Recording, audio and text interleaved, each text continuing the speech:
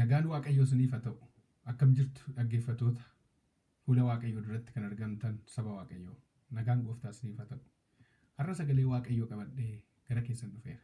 Ergaa sagalee Waaqayyoo isiniif hiruuf jedhu immoo ergaa Yohaannis duraa boqonnaa 1 lakkoofsa 5 hanga lakkoofsa 7 sirra jiru irra dhaabadheetan dubbii sagalee Waaqayyoo kana isiniif ibsa. Akkana jedha nan dubbisa. Waaqayyoo ifa dukkannis matumaa isa keessan jiru. Ergaan nuyi isarraa dhageenyes isinitti himuudhaaf isinitti himnus isuma kana. Waaqayyo wajjiniin tokkummaa qabna jennee dukkana keessa yoo deddeebine hin somna. Akka dhugaa sanaattis hin jiraannu. Akka inni ifa keessa jiru nus ifa keessa yoo deddeebine nuyi walii keenya wajjin tokkummaa qabna. Dhiigni ilma isaa Yesuus cubbuu hundumaatti nu qulleessa. Ameen. Sagalee kana ibsuu koo dura mataa keenya gadi qabannee kadhata gabaabaa walii wajjin kadhanna. Yaa Abbaa araaraan guutuu, Gooftaa gooftotaa, Mootii moototaa, Jabaa waan hundumaa, haboon hundumtuu Waaqaaf lafa irratti kan siif kenname, waan hundumaa gochuu kan dandeessu, yaa Abbaa ifaa. Galanni guddaan siif haa ta'u, har'a fuula kee duratti walitti nu sassaabde. Akka dhufnuuf, akka sirraa barannu waan barbaaddeef. Abbaa ifaa, ifaan kan guutte si duwwaadha. Maqaa Kiristoos Yesuusiin dubbii sagalee kee kan akka nuuf ibsitu. Namni yaa Waaqayyoo yaadaaf yaaddoo keessa jirullee dubbii sagalee kee kanaan akka ni deebi'ee dhaabatu. Yaa Waaqayyo anattis dubbattee isaanittis akka dubbattu jaalala kee fedha kee haa ta'u. Ergaati yeroodhaaf nuuf qabdu kun maqaa Gooftaa Yesuus Kiristoosiin jireenya keenya haa jijjiiru. Ani garbichi kees gad jedheen sirraa baraa na barsiisi natti dubbadhu. Foon koo irraa akkan hin dubbanne hafuura keetiin akkatti yaa Waaqayyo na geggeessitu si biraan haa ta'u. Maqaa Kiristoos Yesuus isa jaallatamaati. Ameen. Firoota koo Waaqayyotti kan jaallatamtan ergaan sagalee amma isinii dubbise kun dukkanaaf ifa kan jedhudha. Kanaaf dukkana kee ifaan mo'i kan jedhu mata duree kana jalattan ergaa sagalee Waaqayyoo isiniif erga. Dukkana kee ifaan mo'i. Dukkana kee ifaan mo'i. Haalleluuyaa. Kutaa kana keessatti dukkanniif ifni maali? Lamaan iyyuu waliin galan. Dukkanni ifaan mo'ama. Ifni immoo maali? Dukkannis maali? Kanaafuu garaagara baaseetan isinitti himuu barbaada. Dukkanni bakka lamatti qoodnee ilaalla. Dukkanni naachuraalii isa uumamaan dhufe guyyaa aduun ta'ee galgala halkan ta'u inni dukkanaa isa tokko. Inni lammataa immoo dukkanni immoo jireenya dhala namaa keessatti isa karaa deemsaarra otoo deemanii namatti dhibu. Hojiidhaan, jireenyaan, haalaan, baraan, biyyaan kan namatti dhibu jechuudha. Ifi namarraa badee dukkanatti isa deebi'an jechuudha. Innis immoo bulchiisa seexanaa keessa galuudhaan kan namatti dhufu jechuudha. Hojii dukkanaati kun. Hojii ifaan ni jennu immoo Waaqayyo ifa akkuma isiniin dubbadhe sanas aduuf halkan akkuma kaa'e ifni immoo Waaqayyo biraa akka ta'e. Inni lammataa immoo karaa Kiristoos Yesuus ifa isa ta'ee ilmaan namaa dukkanaa kan dhaalee ture jireenya bara baraa kennuudhaaf isa dhufe ifa isa ta'e Yesuus. Kanaaf sagalee lamaan kanaan iddoo lamatti qoodeen isinitti himuu barbaada. Kutaa kana keessatti akkuma arginu Waaqayyo ifa kan jedhu mata dureedhaan jalqabe. Dukkannis matumaa isa keessa hin jiru jedhe. Waaqayyo naachuraaliidhuma ifa. Hojiin isaa ifa. Haalli isaa ifa. Jireenyi isaa ifa. Waaqayyo wanti inni godhu dhoksaatti wanti inni godhu jiru. Waaqayyo ifa. Hojii dukkanaatiin morma Waaqayyo. Waaqayyo ifa. Kanaafuu Waaqayyo ifa dukkannis matumaa isa keessa hin jiru jedhe. Yaaqoob boqonnaa 1 lakkoofsa 17 irratti dhandhee ilaalle akkana kan jedhu arganna. Obboloota koo jaallatamoo lakkoofsa 17 irra boqonnaa 1 lakkoofsa 17 irra akkana jedha. Kennaan gaariin hundinuu kennaan guutuun hundinuus abbaa ifaa biraa ol Waaqa gubbaarraa dhufa. Abbaa ifaa biraa geeddaramuun yookiis immoo gadi garagaluun hin jiru jedha. Kennaan gaariin ol Waaqayyo abbaa ifaa biraa dhufa. Isa bira dukkanni hin jiru, isa bira galagaluun hin jiru, isa bira sobuun hin jiru, isa bira geeddaramuun hin jiru. Isa bira kan jiru dhugaatu jira jedha. Kennaan gaariin Waaqayyo abbaa biraa dhufa. Innis immoo ifa.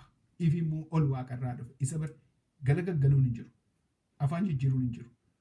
Nama sobuun hin jiru. Nama balleessuun hin jiru. Namatti geeddaramuun hin jiru. Kanaafuu ol waaqayyo abbaa biraa dhufan. Kanaaf waaqayyo ifa ofii isaati. Inni waaqayyo waaqarraa mul'atu kun waaqayyo kun ifa. Waaqetti amannu kun waaqa ifaati. Dukkanni matumaa isa keessa hin jiru. Egaa dukkanni ifaan bu'ama. Ergaan nuyi sarara dhageenye kunis isa kanaadha. Yohaannis erga isaa keessatti kan dhageenye kun ergaan gaariin kun eenyu inni dhageenyu kun isa kana. Innis immoo waaqayyo abbaa if akka ta'e. Dukkannis immoo matumaa isa keessa hin jiru. Waaqayyo wajjin immoo tokkummaa qabna jennee gara personaalii gara namaatti yeroo deebinuun immoo tokkummaa qabna jennee waaqayyo wajjin tokkummaa qabaanne namni tokkummaa qabaatu ifa keessa jira jechuudha. Namni tokkummaa qabu jireenya ifaa keessa jiraata. Tokkummaa waaqayyo wajjin namni jiraatu waaqayyo isa ifaan deddeebi'u kana keessa yoo jiraate namni sun gaariidha jechuudha. Garuu isa keessa hin jira yoo jenne ta'e gara dukkanaa dhanna jechuudha. Hojiin dukkanaa immoo maal bakka inni ta'e sagaleen waaqayyoo mul'ata. Hojiin dukkanaa dukkana keessa kan hojjetamu. Egaan aduun inni sila dubbanne kun guyyaa nuu ifee galgala aduu ta'a. Halkan yeroo ta'u namni halkan dukkana keessa deemuu danda'a. Namni halkan dukkana keessa deemu sun ifan qabu ta'e jennaan nama balleessuu danda'a. Yeroo dukkana keessa deeman gufuun nama rukutuu danda'a. Yeroo dukkana keessa deeman namni baduu danda'a. Namni nama ajjeesuu danda'a. Namni nama misikirinatii kan keetu tokko hin qabu namni baduu danda'a. Dukkanni dukkana. Ifa keessa yeroo deeman garuu hin gufatanii. Ifa keessa yeroo deeman garuu hin kufanii. Ifa keessa yeroo deeman akeekkatanii hojjetu. Ifa keessa yeroo deeman mul'inaan argu. Kanaaf namni isattan jiraadha jedhee dukkana keessa yoo deddeebi'e maal jedhaa? Isattan jira jedhee namni dukkana keessa yoo deddeebi'e inni of sossobaa jiru. Hojii dukkanaa hojjetee jiru. Har'a biyya lafaa kana keessatti kan qooda fudhatee jiru, iddoo guddaa fudhatee jiru, ani isattan jira jedhanii dukkana keessa deddeebi'u. Hojii dukkanaa hojjechuu. Kun badii guddaadha. Obboleessa isaa irratti amanaadha jedhee ani waaqayyoon hin beeka jedhee obboleessa irratti hammina yaada. Obboleessa balleessa, obboleessa ajjeesa, obboleessa hidha, obboleessa garafa, obboleessa miidha. Qabeenya obboleessaatii saama. Kun hojii dukkanaati. Hojii gaarii miti. Waaqayyoo kan hin barbaannedha.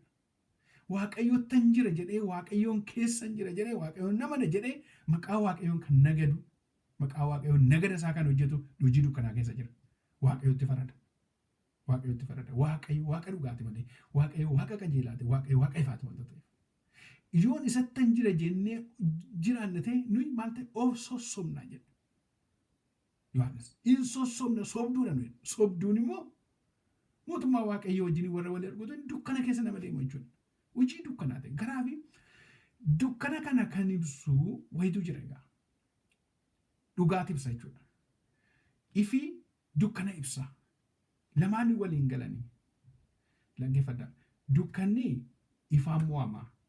Mana keessan keessa dukkana mana dukkanaa ta'e keessa yoo waa dukkaneessitanii ifa xiqqoo ishee fiddanii yoo ibsitan shaamaan xiqqoon ishee mana sana guddiftee ibsiti. Wanti xiqqoon ibsaan sun hin mul'atti. Wanti dukkana keessa jiru ifi yoo keessa hin jira ta'ee qaratti mul'ata. Dhaggeeffadhaa. Kanaaf iyyuu dukkanaaf ifi walii hin galu. Dukkanaaf ifi walii hin galu. Dukkanni garuu ifaan hin mo'amu. Dukkanni ifaan mo'amu. Maqaan isaa kan galateeffamaa ta'u. Kanaaf akkana jedhe egaa.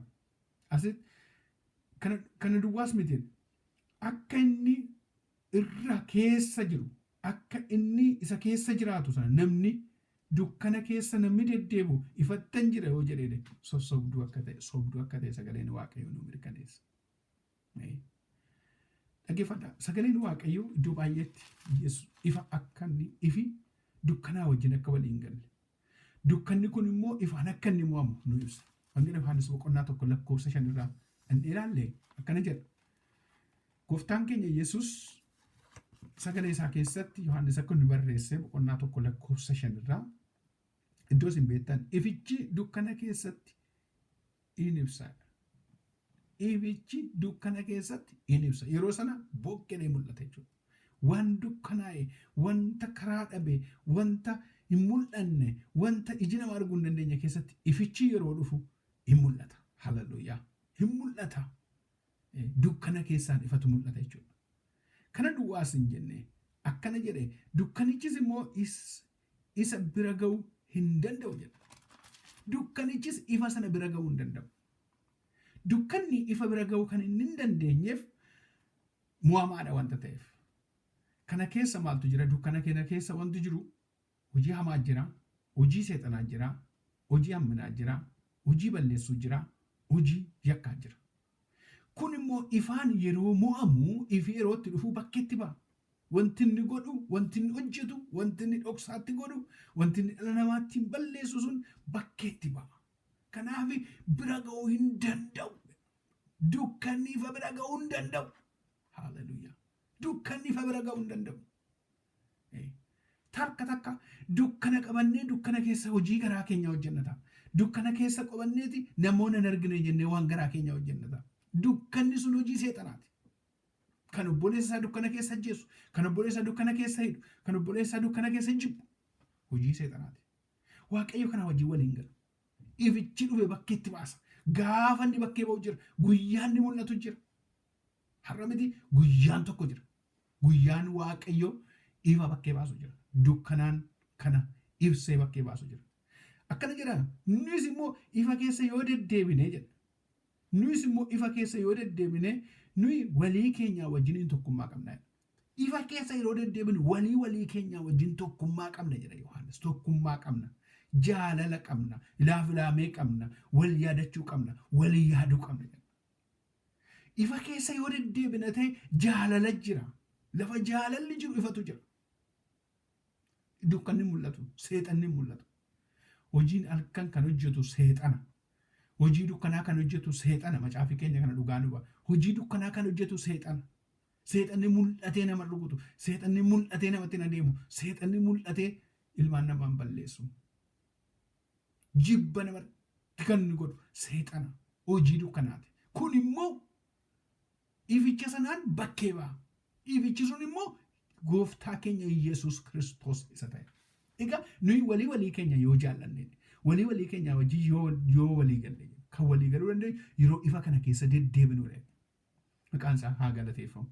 Saba koo ifa keessa nama deddeebitu ta'a. Dukkanni du'a qaba.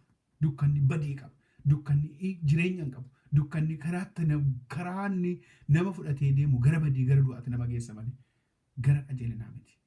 Kanaafiyyuu gooftaan keenya irra deddeebi'ee dubbata. Kanaaf kana kan mul'ise gooftaan akkana jedhee dubbate lakkoofsa 7 irratti dhaqeensi ni dubbisa akka jedhu. Akka inni ifa keessa jiru nus immoo ifa keessa yoo deddeebine nuyi walii keenya wajjin tokkummaa qabna. Dhiigni ilma isaa Yesuus Kiristoos cubbuu hundumaatti nu qulleessa jedha. Haalleluuyaa. Kanaaniti hundumti isaa raawwatama. Dhiigni ilma isaa Yesuus Kiristoos cubbuu keenyatti nu qulleessa. Dukkanni cubbuu qaba. Dukkanni du'a qaba. Dukkanni badii qaba. Dukkanni ajjechaa qaba. Dukkanni ilmaa qaba. Dukkanni waan hedduu of keessaa qaba. Dukkanni kan seexanaati. Dukkanni kan seexanaati. Dhiigi ilma isaa Yesuus Kiristoos inni fannoo irratti dhufe ifa ta'e nuuf dhalate. Kun immoo ifa ta'e nuu mul'ate. Kun immoo hojii dukkanaa kana diiguudhaaf dhufe. Kanaaf hojii dukkanaa kana kan diige Yesuus duwwaa. Haalleluuyaa. Saba koo har'a dukkana qabannee kan warri deemnu, hojii dukkanaa warri hojjennu, Waaqayyo yerootti hojii keenya bakkee baasu jira.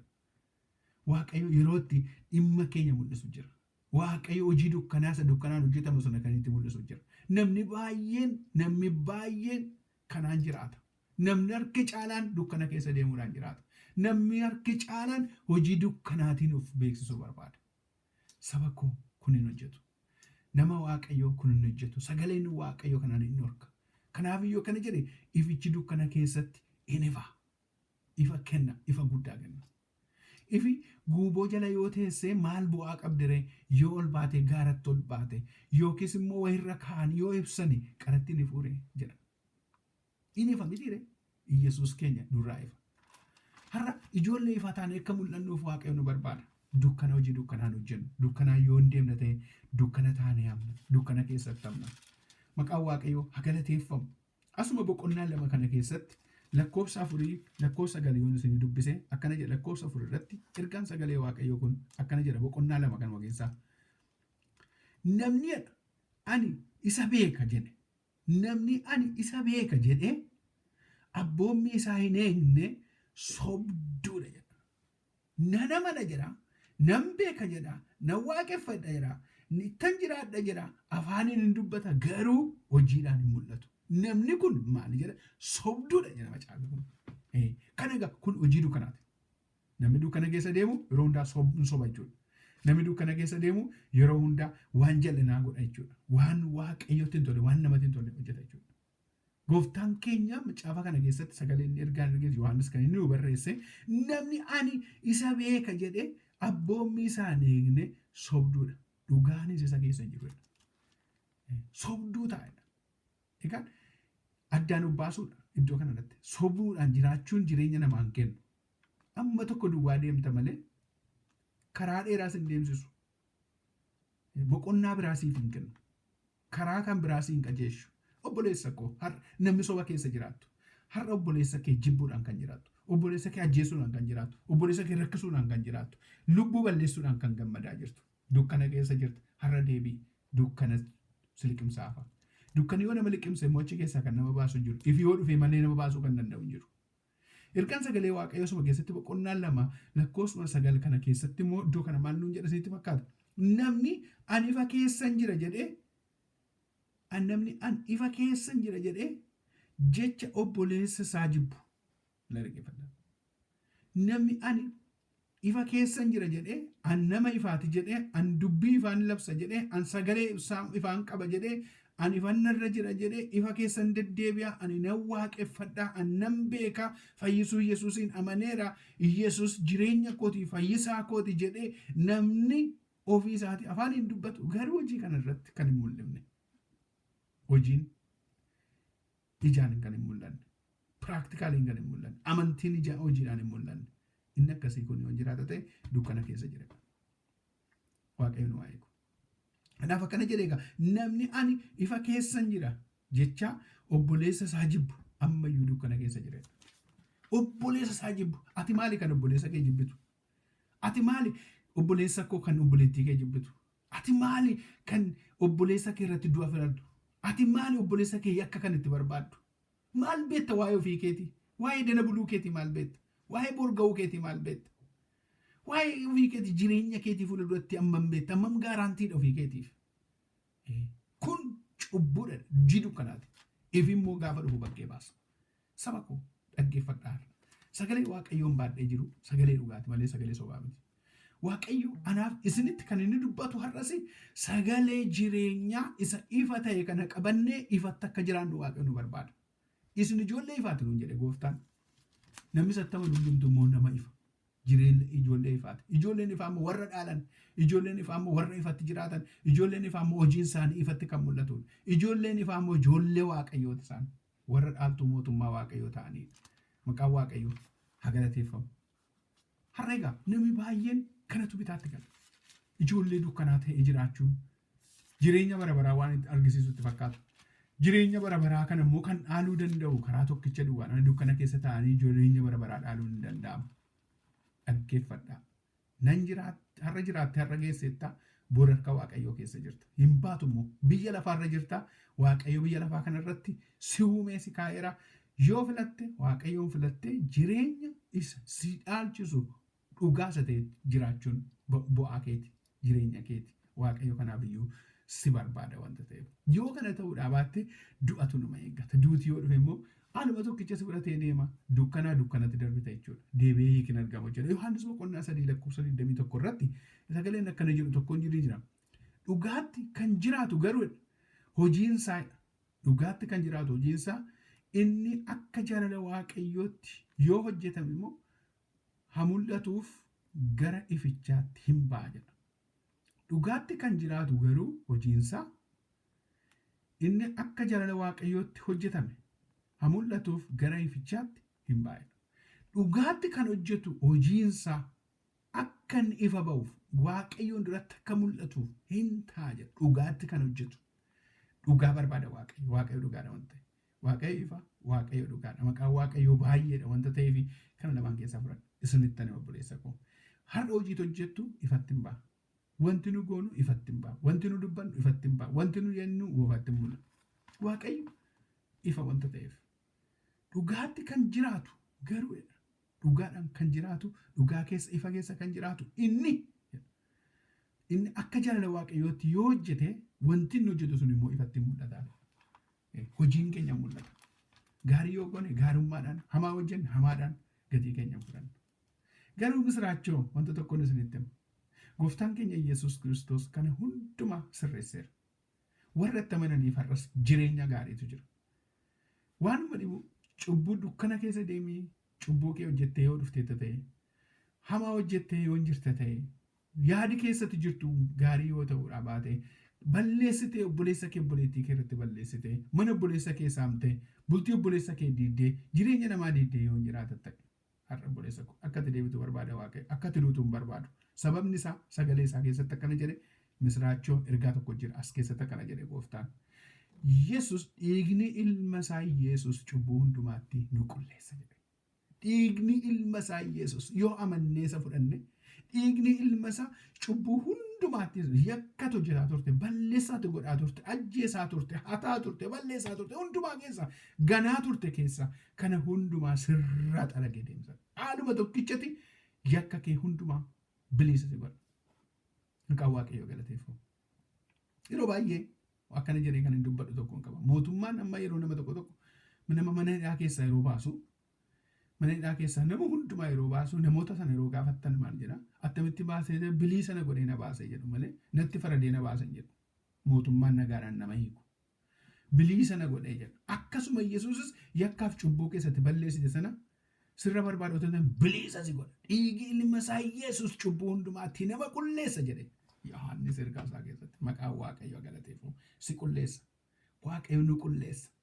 Har'a guyyaan nutti dukkanaa'ee jira laata? Haalli keessa jiru dukkana fakkaataa laata? Ergaan sii qaba obboleessa koo. Ergaan sii qaba obboleettii koo har'a.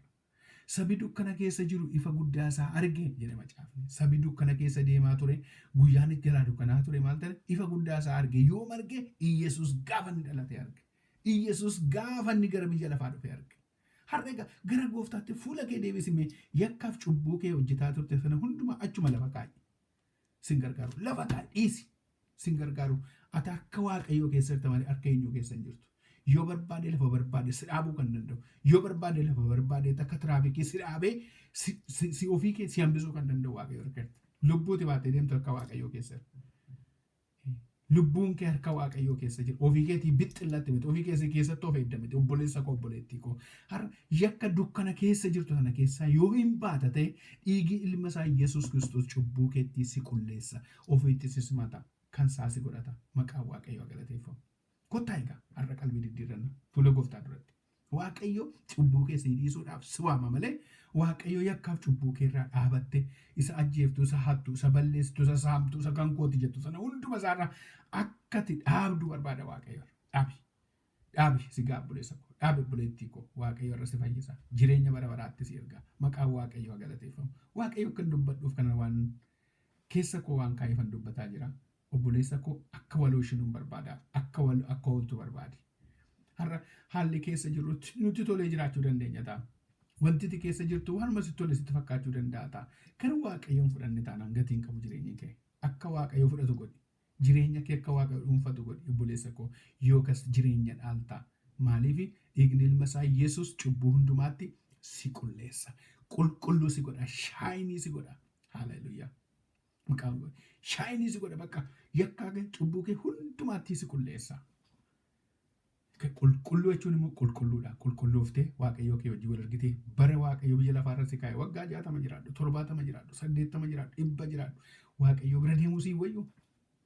Maaliif biyya lafaa irratti of murteessitee hambifta? Maaliif dukkana keessatti hafta? Maaliif hojii dukkanaa filatta? Maaliif obboleessaaf obboleettii kee irratti hammina yaaddee hojii dukkanaa hojjetta? Waaqayyo dukkana kana keessaa si baasu. Waaqayyo dukkana kana keessaa nu baasu. Wanta nu yaadnu sammuu keenyatti, wanta nu yaadnu qalbii keenya keessatti waan qabannee jirru. Waaqayyo qulqullinatti deebisu. Waaqayyo ifa isaatiin nu ajajjiiru. Egaan dukkanni kee ifaan hin mo'ama. Dukkanni kee ifaan hin mo'ama. Irraan deebi'a. Saba koo warri dukkana keessa jirtan, haala dukkanaa keessa warri jirtan, guyyaan kan isinitti dukkanaa'ee jiru isinitti fakkaatu. Otuu Waaqayyoon abdattanii immoo kan darbatamtanii iddoon taane keessatti galtanii kan jirtan. Waaqayyo irra dukkana keessan ifaan hin mo'a. Ifaan hin caala. Ifi immoo dhufee sin baasa. Wanta isin keessa jirtan keessaa sin baasa. Yoo maal taatan dhaabattanii kottu Gooftaa ana yoo isin jettan. kottu gooftaa na oolchi yoo jettan, kottu gooftaa gara koo yoo jettan, kottu gooftaa ati ifa kooti ifa naa ta'e yoo jettan, kottu si wajjin hin deemaa yoo jettan inni sin oolcha. Maqaan Waaqayyoo galateeffamu. Maqaan Waaqayyoo galateeffamu. Dukkanni kee ifaan hin mo'ama. Dukkanni kee ifaan hin mo'ama. Ifi immoo Iyesuus Kiristoos. Yoo isa beektee gara isaa dhuftee, yoo isatti amantee, yoo isatti jiraattee, yoo isatti harka of laattee, inni dukkana kee ifatti jijjiira. Jireenya bara baraa siif kenna. Haalleluuyaa. Maqaan Waaqayyoo galateeffamu.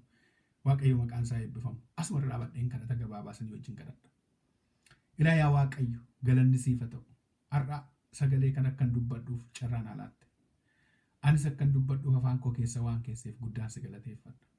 Ati Waaqayyo Waaqa hundumaa gochuu dandeessu. Anis siinan jira. Siinan waan hundumaa arge. Du'a keessaas kan na baasesi. Du'a koo jireenyatti kan jijjiiressi. Kan umurii naa dabaleessi. Seenaa koo situ beeka. Seenaa koo yaa Waaqayyo eenyuun beeku situ beeka. Jireenyan jiraadhu har'aa keessatti sitti akkan jiraadhuuf barbaada. Kanaafiyyuu akkan kana dubbadhu barbaadde yaa Waaqayyo. Galanni siif haa ta'u. Maqaan kee haa galateeffamu. Amma yaa Waaqayyo sabi dukkana keessa jiru ifa argu. Sabi yaa Waaqayyo karaarra jal'ate karaatti haa deebi'u. Nami yaa Waaqayyo hamminaaf hammeenyaa wal barbaadu. Warri du'a waliif hawwan. Warri maqaa walii balleessan. Warri yaa Waaqayyo bodee waliif qaran. Maqaa gooftaa Yesuusin lafa kaa'anii amma gara keetti deebi'an. Maqaa gooftaa Yesuus Kiristoosiin gara kee yaadatan. Sabi dukkana keessa jiru ifa kana argu. Inni hidhamee jiru yaa Waaqayyo hidhaa keessatti ifa kana argu. Ilaa yaa Waaqayyo ifa keetti akkatti mul'iftu. Inni dhukkufatee sireerra jiru ifa kana argu. Inni yaa Waaqayyo kanaan harkaa bade ifa kana argu. Inni yaa Waaqayyo jireenya harkaa bade ifa kana argu. Ilaa yaa gooftaa ifa keetiin dukkana kana mo'i. Ifa kanaan yaa Waaqayyo dukkana kana irraa kaasi. Ifa kanaan yaa Waaqayyo kan guyyaan itti dukkanaa irraa kaasi. Waaqayyo sin kadhadhaa maqaa gooftaa Yesuusin ifa keetiin kottu. Sabatti dukkanaa'e maqaa gooftaa Yesuusin ifa keetiin kottuuti itti mul'adhu. Itti mul'adhu ana jedhi. Ana jedhi Yesuus. Ana jedhi yeroo kana si barbaanna. Ana jedhi maaloo yaa gooftaa ati duwwaan nu mul'adhu. Biyya keenyaaf ana jedhi gooftaa. Saba keenyaaf ana jedhi yaa gooftaa. Yaa Waaqayyo ana jedhi ati kee. Yeroo itti kaatu haa ta'u. Yeroo itti mul'attu haa ta'u. Yaa Waaqayyo yeroo dhiigii wal dhangalaasuun yeroo duuti yaa Waaqayyo saba keenya irratti bobba'ee jiru. Yeroo Waaqayyo guyyaan itti dukkanaa'ee jiru. Yaa Waaqayyo dukkanni saba keenya dhaalee jiru. Maqaa gooftaa Yesuusin irraa kaasi. Irraa kaasi yaa Waaqayyo. Saba dukkana keessa jiru ifa argu maqaa gooftaa Yesuus. Ifa kana argu yaa Waaqayyo. Jireenya bara baraatti saba kana jijjiiri. Ayyaana kee baay'isiif. Yaa Waaqayyo kana waan gootuuf galanni siif haa ta'u. Seexanni yeroo kana dhiiga dhuguudhaaf bahe. Inni yaa Waaqayyo lafee cabsuudhaaf bahe. Inni yaa Waaqayyo ajjeesee gammadu. Inni yaa Waaqayyo joorsee gammadu. Inni yaa Waaqayyo lafee namaa cabsee. Inni dhiiga namaa dhangalaasee. Inni mana namaa diigee. Inni yaa Waaqayyo fayyaa namaa dhowwee. Inni yaa Waaqayyo dhugaa sobatti jijjiiree. Inni yaa Waaqayyo sobaan hojjetu maqaa gooftaa Iyesuus Kiristoosiin harkutamu. Harkutamu. Abidda keenya nyaatamu. Ifa keetiin maqaa gooftaa Iyesuus Kiristoosiin bakkeetta bahu. Bakkeetta bahu. Dhugaana mul'atu. Ayyaanni kee dhugaana mul'atu. Dhugaan sii dhibbaa dhugaati mul'atu. Dhugaadhaan immoo akka jiraannu nu godhe. Waan nu gargaarteef galanni siif haa ta'u. Yaa Waaqayyo warra guyyaan itti dhiyee jiru dukkana keessa warra jiraatan ifatti waan waamteef si haa galatu. Gara jireenya bara baraatti waan isaan hawwatteef ulfaadhu. Waan yeroo kana nu laatteef immoo si haa galatu. Qilleensa kanarraa warri si dhaga'an hundumtu sitti qabamanii haa jiraatan. Anas waan na gargaarteef galatoo isa jaallatamaaf tola ilma kee Yesuus Kiristoos jedhe. Ameen. Waaqayyo abbaan koo isin haa eebbisu. Waaqayyotti gammadaa jiraadha. Dukkanni keessan ifaan hamuumu. Maqaa Yesuusiin. Ameen.